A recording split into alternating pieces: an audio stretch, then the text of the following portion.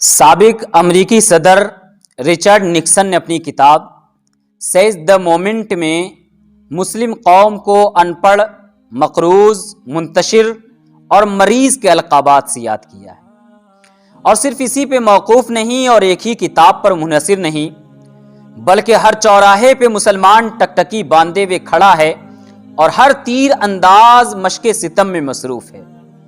اور ہو بھی کیوں نہیں، مرے ہوئے کو مارنے سے شاہ مدار باز نہیں آتا، تو کوئی دوسرا اس ثواب سے کیوں محروم رہے گا؟ بھلا اس سے کیا مفر کہ آج مسلمان قوم مجموعی طور پر لخت لخت ہے، علم سے دامن کش، قرض کی مے پی کے مست، جسمانی ہی نہیں بلکہ کئی روحانی امراض بھی مبتلا ہے۔ البتہ ہم اس طرح ہیں، اس طرح تھے نہیں، حال سے پریشان ضرور ہیں، مستقبل سے مایوس نہیں۔ اگرچہ ہم خاکستر ہو گئے ہیں لیکن چنگاری دبی ہے، بجھی نہیں۔ عرب کے ریگزار اور عجم کے لالازار موجود ہیں، بس کسی رومی کے اٹھنے کے انتظار میں ہیں۔ ہم مٹی کا ڈھیر ضرور ہو گئے ہیں لیکن نمی ابھی باقی ہے۔ عقابی روح مری نہیں، بس ذرا صحبت زاغ نے اسے خراب کر رکھا ہے۔ بالوں پر جھڑے نہیں، ذرا گیلے ہوئے ہیں۔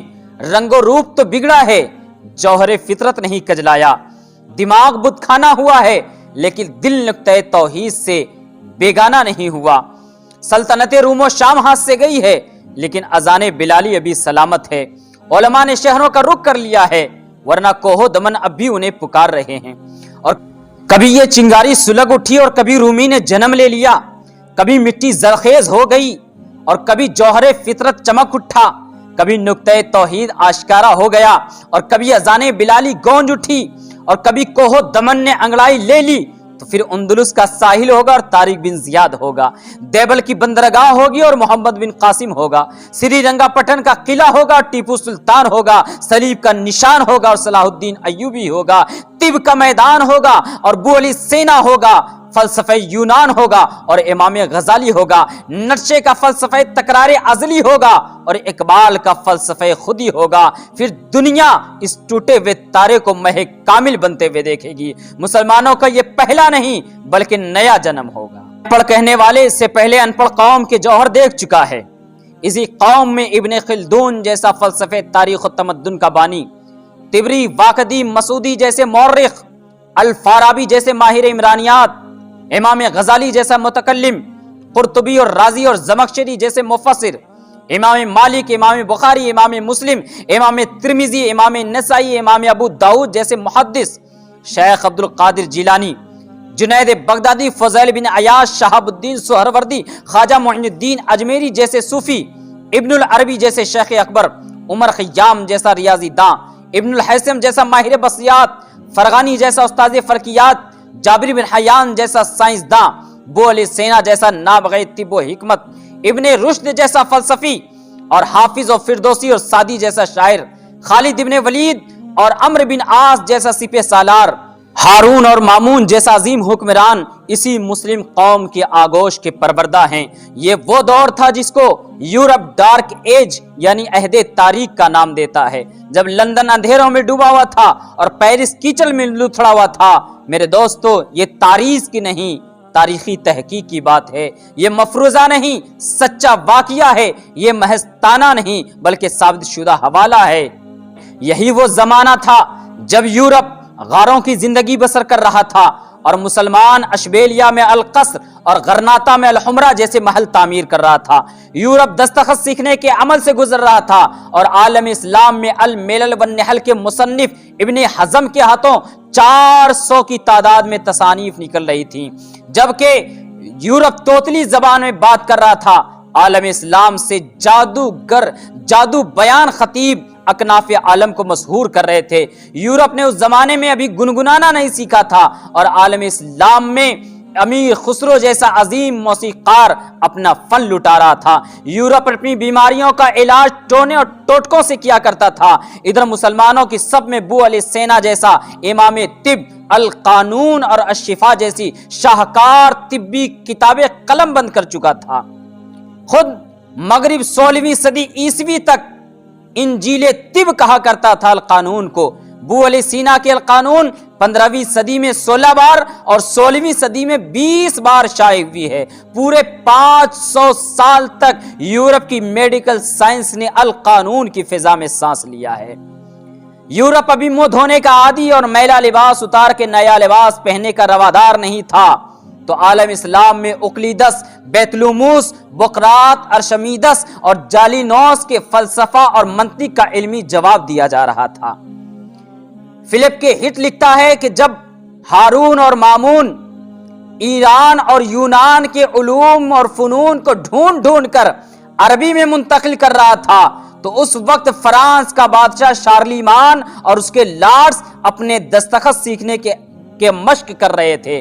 یہ بات اور یہ لفظ کسی مسجد کے خطیب اور کسی دارالعلوم کے مفتی اور کسی مذہبی تنظیم کے کارکن کے نہیں اور کسی مجلس کے وائس کے نہیں، بلکہ یورپ کے مشہور رائٹر اور مصنف اور مدبر فلپ کے ہٹ کے ہیں، جو اس نے اپنے مشہور زمانہ کتاب دا ہسٹری آف عربس میں لکھے ہیں۔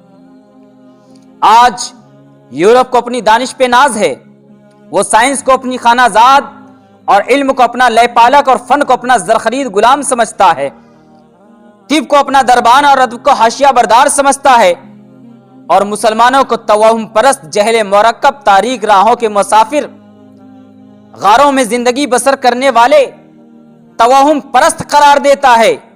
لیکن یاد رکھو، تاریخ گواہ ہے کہ جب مسلمان فلسفے کو نیا رخ، ادب کو نیا اسلوب اور سائنس کو نئی جہت، زبان کو نیا لہجہ، طب کو نیا تجربہ، فن کو نیا قالب اور علم کو نیا افق دے رہے تھے، اس وقت یورپ اس مباحثے میں مصروف تھا کہ حضرت عیسیٰ پہ اترنے والی روٹی خمیری تھی یا فطیری تھی۔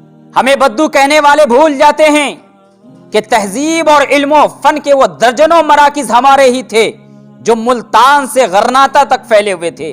ایران میں نیشاپور، شیراز، ہمدان، اصفہان، طوس اور تبریز شعر و ادب کی آبیاری کر رہے تھے۔ بخارا، سمرقند، تاشقند تفسیر و حدیث کے مراکز تھے۔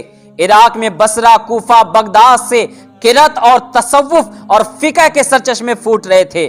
مصر میں قاہرہ اور اسکندریہ یونیورسٹی کی تعمیر میں مصروف تھے۔ قرطبہ، غرناطہ، تلیطلہ، طرابلس اور مراغنہ کی لائبریریاں دنیا کو فلسفے طب اور حیت اور الجبرا بانٹ رہی تھی۔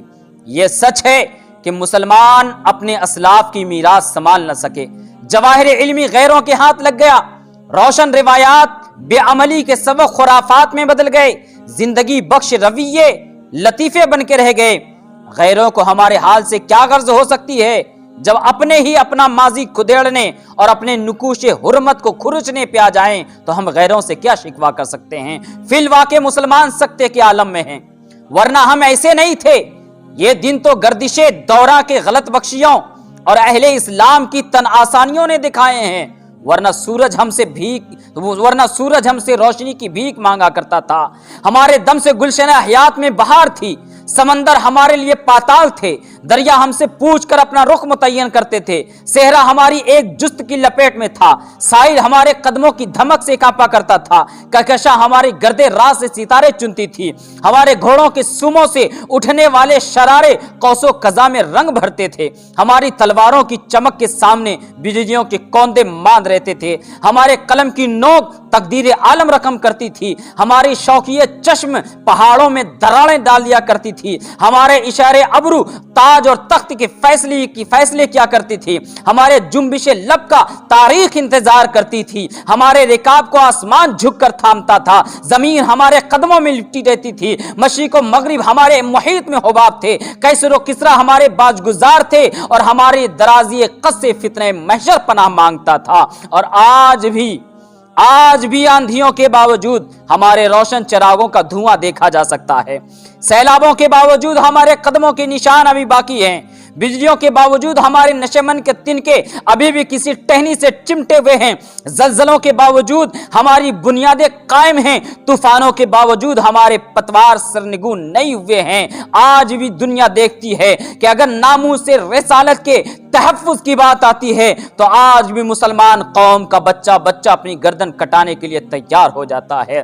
بس میرے دوستو، شرط اتنی سی ہے کہ ہمارے قوم کا نوجوان جاگ جائے، ہمارے قوم کا نوجوان नौजवान बेदार हो जाए, गफलत की नींद से उठ बैठे और कौम के बहू बेटियों की इज्जत के लिए, अपने मस्जिद की हिफाजत के लिए, तहफ़्फ़ुज़ नामूस रसालत के लिए, आज इस्लाम की पासबानी के लिए, इस्लाम के परचम के लिए फिर एक बार अपने बाजुओं पर भरोसा करते हुए अल्लाह का नाम लेकर निकल पड़े, तो इंशाअल्लाह सारी दुनिया में इस्लाम के परचम को फैलने और फहराने से कोई रोक नहीं सकता है।